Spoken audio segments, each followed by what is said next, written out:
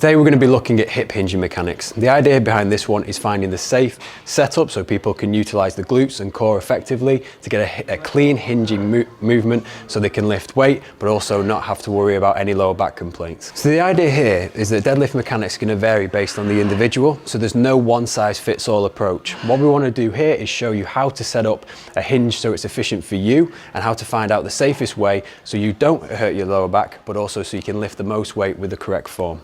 With a hip hinge, the main difference between that and a squat is actually the feet want to stay stable and the hips want to travel backwards.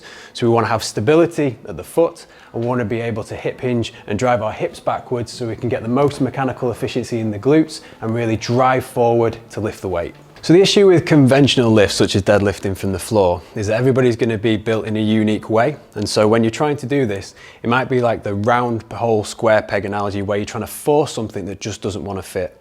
So the idea here is we want to find the ideal height for you to lift so that you can utilize the right muscles without any issues in the lower back. The way we do this is we're going to set up this position first. We're going to have a soft bend in the knees, so just a slight bend and unlocking of the knee. We're going to have our toes facing forward, parallel, so it's like on a train track. And we're going to look to distribute the weight backwards onto the heels. Now, Dave's going to take a nice deep breath in, and he's now going to breathe out and just let his hips travel backward over the feet, having soft knees. I am looking for when there's any change in the lumbar spine, which happens at this point here. Dave starts to round around the lumbars here, and what you can notice is that he's quite far away from touching the bar with straight arms. So in this scenario, what you'd have to do to reach the bar from the floor would be to bend the knees as he goes down like so. He then needs to make sure that his back is straight, so he could bring his shoulder blades back. The issue that we have here is that now, because he's bent his knees, he's shifted his body weight forward so it's further onto the ball of the foot, which is going to make this more of a quad exercise than actually truly using the hips and getting as much from his glutes and hinging, pulling the weight backwards. Therefore, for Dave, lifting the bar off the floor, if we want pure hip hinging mechanics and using the glutes, is going to be unideal. So one of the most common issues people get when deadlifting is the inability to flex and stabilize through the lumbar spine.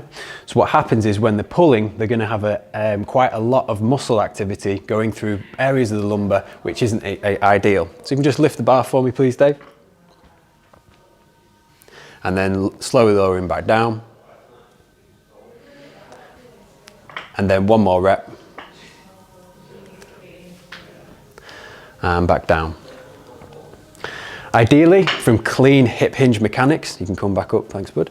We want everything from the lumbar spine here to be rigid, and it adds like a hinging pattern where it opens up like this. In this scenario, to get down to the ground, Dave has to shift his weight forward, so the beginning of the movement is more of a squat, and then he goes into the hip hinge. The heavier and heavier he goes, the more this is going to possibly create implications on the lower back. If you're looking to find your ideal hip hinge height, what you want to do is walk forward so the middle of your foot is dissecting the bar. So if you go forward, please, for me, please, Dave. What we're going to do here, you have a slight unlocking of the knees. We're going to have your lower back stable like so.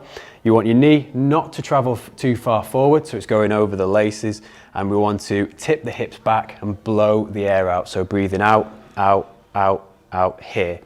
Now this is nice and stable. We're going to look to stabilize this and drive the hips forward. So ideally, we want the bar up by about 3 inches so that we can get this clean hip hinge movement. So now this is going to be a much more favorable height when we're looking to do pure hip hinge mechanics. We're going to walk forward again, parallel feet, looking at a train track. Middle of the foot is going to dissect the bar. Slight bend in the knees. And this time we're going to breathe out and hips go back. So exhale, exhale, slight bend in the knees. Come into this position here. Now we've found this position, we want to get everything tight to the bar. So pulling the bar towards the shins. Again, pulling the lats back into the back pocket. So we want to think the right shoulder is into the left pocket, left shoulder is into the right pocket. Going to breathe out into this position and now shift the weight back onto the heels and load the back of the foot. And then now it's exhaling and driving the hips towards the wall. Good. Lowering slowly, breathing out steadily, keeping that control. Reset, keep the hips a little bit taller, feet closer together. Exhale to get yourself locked into the position. Breathe into the belly and pull slightly, and then drive the hips forward, pulling through the lats and glutes.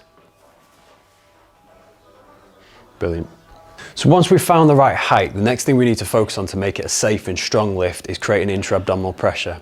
Now it can be very, very easy to over-cue this, so people have too many things to focus on when they're trying to lift a heavy weight. The two things I'd like you to focus on is nasal breathing and trying to get the rib cage and the pelvis aligned properly. So we have a parallel line here that goes through this line, and we have a parallel line that goes there. We have open scissors, which is very, very common, which we don't want to do because it compresses the lower back too much and can again possibly lead to injury. Just as much, we don't want to round our shoulders because that much, we're going to put too much tension through the thoracic. Ideally, we want to line up. We blow the air out into this position. We stack our rib cage over our pelvis, hit the position that we want to be in. Deep nasal breath in, so breathing in through the nose and filling the abdomen with air 360 degrees. So from the front, out at the sides, out into the back as well. We do this just prior to lifting the weight. When we take the tension out, breathe in through the nose and then pull. Okay, so now we're going to put everything together. What we're going to do first is get the right setup. So Dave's going to step forward to the bar. The bar is going to dissect the middle of his foot. He's going to have a slight bend to his knees, and he's just going to breathe out, keeping his knee where it is. He's going to allow his pelvis to shift back, so hips are going to come backwards as he's breathing out into this position here. He's going to then make sure there's no tension lost, so he's going to roll the bar close to him, engaging the lats, whereas it opposite lat into opposite glute. Once we're compressed and once we've got this tension through this position, he's then going to keep head nice and straight, breathe in through the nose and fill 360 degrees to the sides, the back, and especially into the belly as well. As he's doing so, he's rocking his weight back onto his heels, taking the tension out of everywhere, taking the slack out of the bar, and then all he does then is pull, driving the hips forward.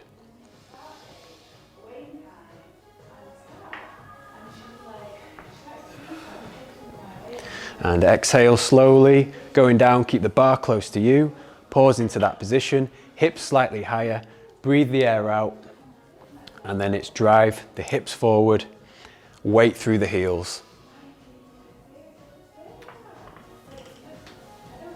Good. So to summarize, when it comes to the hip hinge, you want to make sure that you're lifting at the height which is unique for you, which you can control. You want to make sure that the feet are stable and the pelvis is moving over, back and forward over the feet. You want to focus on intra-abdominal pressure so we get that tension and rigidity through the spine and make a really clean, strong lift. Thank you for watching the hip hinge mechanics video.